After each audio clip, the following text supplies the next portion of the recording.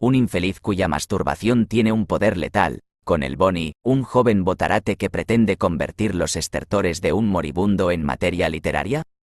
¿Qué relación puede haber entre Silas, un paciente abandonado en un claustrofóbico y desierto hospital, y el Cookie, un churretoso mocetón que no acaba de creerse que ha encontrado a la mujer de su vida en una atildada profesora universitaria? ¿Qué vínculo parece enlazar la macabra quiniela que organiza un hospital con enfermos terminales y la lírica representación de un digno músico callejero en un París indiferente a su derrota personal? Solo la alquimia de una persona excepcional podía tejer un secreto hilo de Ariadna capaz de recorrer estos 12 relatos. No ser no duele confirma la maestría de un autor capaz de crear, en pocas líneas, una seductora atmósfera de palabras y peripecias en las que todo lector, con cierta inquietud, acaba por reconocerse. Feado de farmacia Avelino Armisen seguía viviendo a la edad de 45 años con su madre, viuda setentona de hábitos austeros y de un natural quejumbroso que no era sino la máscara tras la que se escondía un despotismo feroz. La extremada severidad de la anciana rara vez se manifestaba de forma violenta. No hacía falta. Bastaba con que dirigiese al hijo apocado un reproche en tono lastimero para hacerse dueña de la situación. Dicha estrategia se revelaba singularmente eficaz cuando iba acompañada del brillo de una lágrima. Ver llorar a su madre causaba efectos devastadores en la psicología de Avelino Armisen, quien, para eludir tan dramática perspectiva, permanecía de costumbre sumido en un estado de infantil docilidad. Otro bálsamo contra la corrosión a que con frecuencia era sometido por su exacerbado sentimiento de culpa, no conocía. Desde niño ignoró la réplica, la disputa, la desobediencia y aun el embuste, y sin embargo lo atormentaba permanentemente el temor a cometer por desliz alguna clase de rebeldía. La madre le había impuesto la castidad. Carecía, por añadidura, de amigos, de ambición y de ocupaciones ociosas que no fueran las habituales partidas de naipes con su madre, sentados los dos a la mesa de la cocina, o las incontables horas que pasaba semialetargado delante del televisor.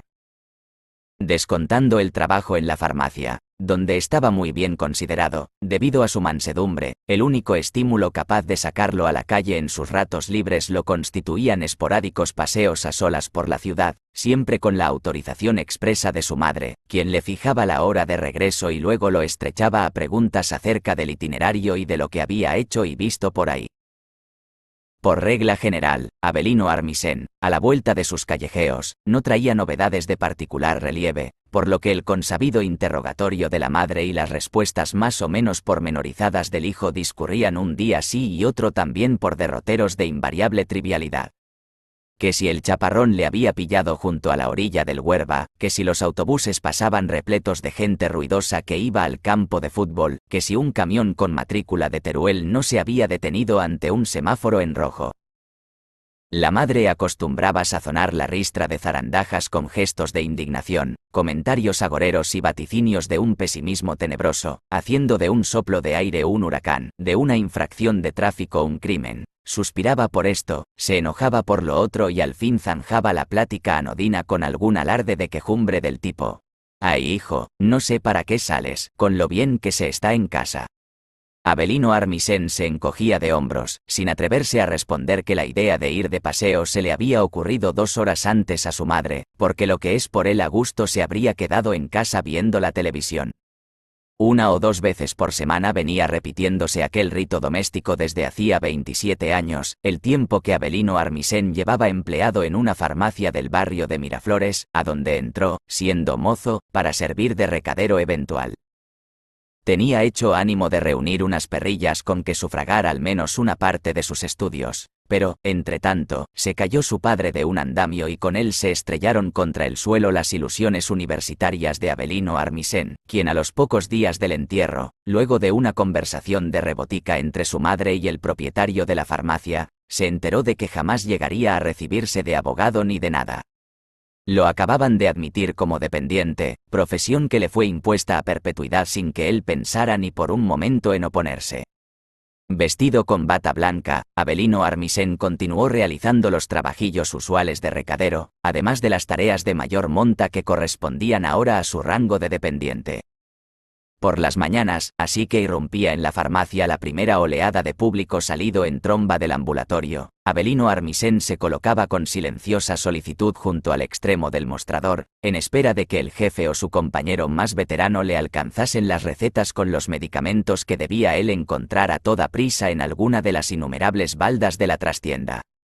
Pronto, sin embargo, se vio la conveniencia de enseñarle a atender a la clientela. Se le instruyó con ese fin en el manejo de la caja registradora, aprendió a sonreír y a descifrar sin error los ovillos caligráficos de los médicos, y en cuanto dio muestras suficientes de ser menos simple de lo que parecía, se le hizo responsable de las guardias nocturnas, que pasaba, con los inevitables sobresaltos a horas indispuestas, dormido en la rebotica, sobre una colchoneta extendida en el suelo. Por las tardes, como decayese la afluencia de clientes, el jefe lo mismo le mandaba a sellar una quiniela en el estanco de la esquina que a llevarle algún calzado roto al zapatero de viejo, y le asignaba toda suerte de tareas que Avelino Armisen, tuvieran o no que ver con la farmacia, llevaba a cabo con inquebrantable buena voluntad. Pero pasa lo que pasa.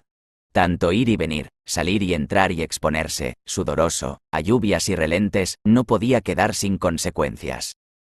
Y ocurrió que con las primeras ráfagas de cierzo otoñal, el frágil muchacho, aún novato en el oficio, sufrió un achaque de los bronquios. Su madre dispuso que siguiera trabajando y disimulara, y que si tenía que expectorar o sonarse lo hiciera a escondidas, de modo que no causase mala impresión.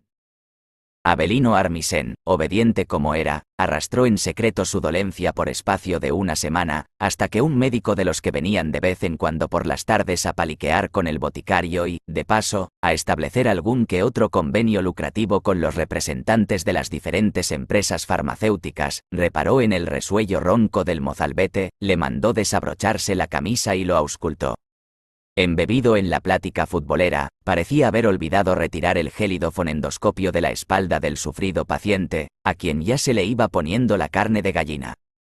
Sin dejar de conversar, el médico le escudriñó el gañote con ayuda de un bolígrafo. No hubo dictamen, sino 3 o 4 cabeceos en actitud de paternal reprobación. Al instante le fue inyectado a Avelino Armisen un antibiótico, doloroso como una picadura de alacrán, que lo tuvo cojeando varios días. Aire puro y mucho campo, joven, le había prescrito el médico. Sobre todo los domingos, se apresuró a puntualizar el boticario, con intención que no requería de comento. A su llegada a casa, Avelino Armisen transmitió a su madre aquellas recomendaciones. Esta, santiguándose alarmada, decidió que había que poner por obra algún remedio sin tardanza. Señaló a este punto la puerta de la calle y, en el tono imperativo de costumbre, dijo: «Avelino, vete ahora mismo a respirar».